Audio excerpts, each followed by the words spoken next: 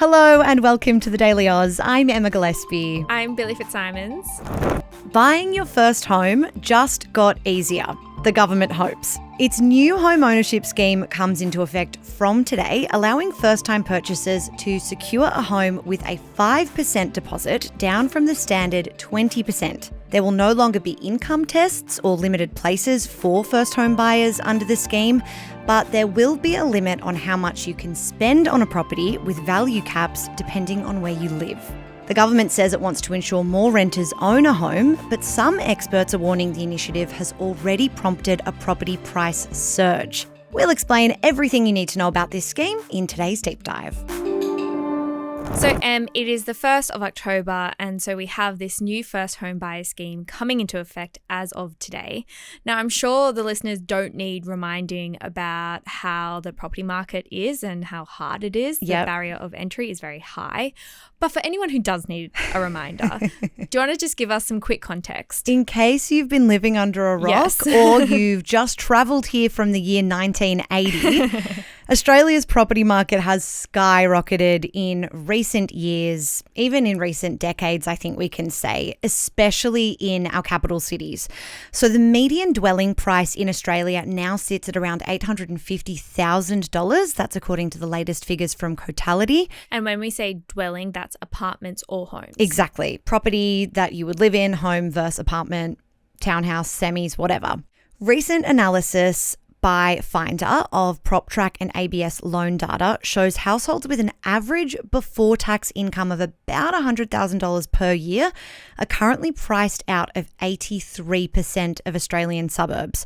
So around the country, if you earn about $100,000, you can maybe save up to buy in less than 20% of the suburbs in the country. The average home now costs almost 10 times what the average Australian earns. And to be able to afford a home in Sydney, where property prices are the most expensive, you would need to be earning close to $250K after tax. Wow. All of this means that we are borrowing a lot more money to buy a home, and we need to have a pretty sizable deposit to secure a property in the first place. And I feel like deposit is the first kind of jargony word that we need to explain. So what is a deposit? So think of a deposit as a down payment on the purchase of a property. So it's the amount of money you need to have up front to secure a home or apartment. So most people will borrow the majority of the purchase price from the bank or from a lender, but deposits aren't usually something that people borrow from financial institutions. So really they need to have that amount saved up and ready to go before they want to buy a place. Typically, banks want to see that you've been able to save a 20% deposit. That's a kind of benchmark amount that lenders like to see that you have saved before they will approve you for a home loan. And that tells them that you're at a low risk of not being able to repay your mortgage, of defaulting on your payments. So that has been the benchmark. It's not the case across all lenders and banks. Some lenders and banks will do a home loan with a 10% deposit. I was going to say, I always think of 10% as kind of what you definitely need. Yeah, and at least here in New South Wales, it depends on each state and territory, but a property contract will say a 20% deposit. You have a right to negotiate that. You might negotiate that down to 10 or in some cases 5%. But when we're talking about 20%, that's really about how safe are you as a bet for a financial institution to lend hundreds of thousands of dollars to. But that benchmark changes today for first home buyers. Okay, got it. So that's why we are talking about this today. What exactly are those changes? So first home buyers can now purchase a property with a 5% deposit, lower than that usual down payment of 20%. And this was a scheme that was going to be rolled out next year, but Labor have brought it forward. The government announced in August that it was bringing this scheme forward, and it's described the move as a game changer for aspiring homeowners. And that 5%, is that available to all first home buyers or is it restricted? Because usually there is kind of a cap on these kind of first home buyer schemes. So anyone buying their first home is eligible for this 5% scheme, But the price of the property they want to purchase matters here. So anyone can get the 5% if it's their first home and if it falls under a specific price. Those prices depend on the city or region you're buying in. So for example, a home in Sydney or Newcastle will be capped at $1.5 million. So you're a first home buyer, you want to access the 5% deposit scheme, you need to buy something that costs $1.5 million or less. Say you buy something that's $1.6 million, you won't be eligible for the 5% deposit. In regional Western Australia, homes will be capped at $600,000 for the 5% scheme. So that gives you a bit of a sense of the kind of dynamic capped pricing that the government's rolling out in different states and territories and regions. And just doing some quick maths here. So if there is that cap of $600,000 in Western Australia with a 5% deposit, that means you need up to $30,000 in order to purchase that property. Exactly. So in your savings account, $30,000 ready to go compared to, let me do some quick maths, $120,000 to purchase the same property. Got it. The government is also, as part of this scheme, announcing that it will cover lenders' mortgage insurance. Yes, another jargony word. What does that mean? So banks and lenders usually require buyers who don't have a 20% deposit to pay for lenders' mortgage insurance. So like I said, previously first-time home buyers have been able to negotiate in some instances a 5 or a 10% deposit, but they would have paid this thing lenders' mortgage insurance. This is basically a safety net for banks or whoever is providing the loan in case the buyer struggles to pay off their home loan in the future or sells their property at a lower value than when it was purchased. So the bank takes out this insurance policy itself, but it requires buyers to pay the insurance bill, which can run into tens of thousands of dollars. So the government now, from today, will become a guarantor for the lender's insurance, meaning a new homeowner won't have to pay for it. And in terms of what that looks like in a dollar value, for a $1 million property, Treasury figures show the average insurance savings with a 5% deposit will be around $41,000. Got it. And I know that at the start you mentioned that there has been some criticism that this could potentially actually push up the prices, which is kind of exactly the opposite of what it's trying to do. What has the opposition said about this announcement?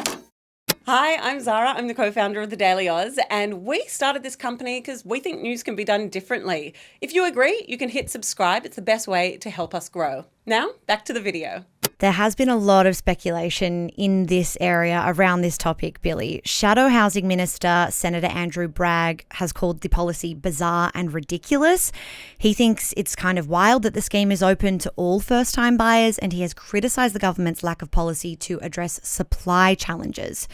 Andrew Bragg said, quote, "This is an uncapped scheme which is available to billionaires or the children of billionaires if they want to use a government program.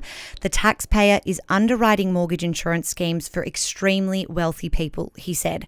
The Greens have also criticised Labor's home guarantee scheme. They've said that it won't ease the housing crisis, but, quote, "it will pour fuel on the fire." Wow. Strong words. Yeah. What do experts say? So according to analysis by realestate.com.au, property prices jumped by up to $50,000 in September, which the Real Estate Buyers Agents Association has tied to this idea of panic buying. It says that that has been fueled by new first homeowners and investors kind of rushing to secure property before this scheme is rolled out.